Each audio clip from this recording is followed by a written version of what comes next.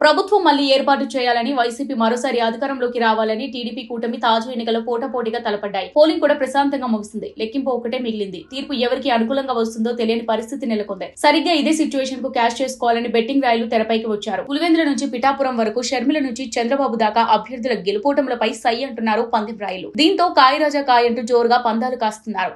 ఏ party ప్రభుత్వాన్ని ఏర్పాటు చేస్తుంది, ఏ పార్టీకి ఎన్ని సీట్లు వస్తాయి, సీఎం అభ్యర్థులుగా చంద్రబాబు, జగన్ కు కుప్పం, పులివెందులలో ఎంత మెజారిటీ వస్తుంది, కడప పార్లమెంట్ లో ఎంపీ అభ్యర్థి అవినాష్ రెడ్డి గెలుస్తాడా, షర్మిలకు ఎన్ని ఓట్లు రావచ్చు, ఇలా రకరకాల పందాలకు సిద్ధమయ్యారు. అంతేకాదు ఇటు పిఠాపురంలో జనసేన అధినేత పవన్ కళ్యాణ్ గెలుపు ఓటమితో పాటు మెజారిటీపై కొందరు పందాలు కాస్తున్నారు. నగరిలో రోజా, మంగళగిరిలో నారా లోకేష్ గెలుపోటములపై కూడా రాష్ట్ర వ్యాప్తంగా పందాలు జోరుగా సాగుతున్నాయి. నగరిలో రోజా ఓడిపోతుందని 100 రూపాయలు ఇస్తామంటే గెలుస్తుందని కాస్త 70 రూపాయలు ఇవ్వండి చాలు అంటే సవాల్ చేస్తున్నారట పందెం రాయలు. ముఖ్యంగా కడప జిల్లాలో ఎన్నికల ఫలితాలపై హైదరాబాద్ నుంచి ఉత్తరాంధ్ర, కోస్తా జిల్లాల వరకు పందాలు పెద్ద ఎత్తున జరుగుతున్నాయట. అలాగే ఏ పార్టీ ప్రభుత్వాన్ని ఏర్పాటు చేయబోతుందనే దానిపై 1000 కోట్ల రూపాయల వరకు బెట్టింగ్ సాగుతుందని టాక్. అధికార వైసీపీ, టీడీపీ ఎమ్మెల్యే సీట్ల విషయంలో బెట్టింగ్ పరిధులు దాటినట్టు తెలుస్తోంది. ఇలా కోట్ల రూపాయలతో బెట్టింగ్ బరిలో నిలిచిన పందెం రాయలు ఎవరు మునుగుతారో, ఎవరు తేలుతారో జూన్ 4న తేలిపోనుంది.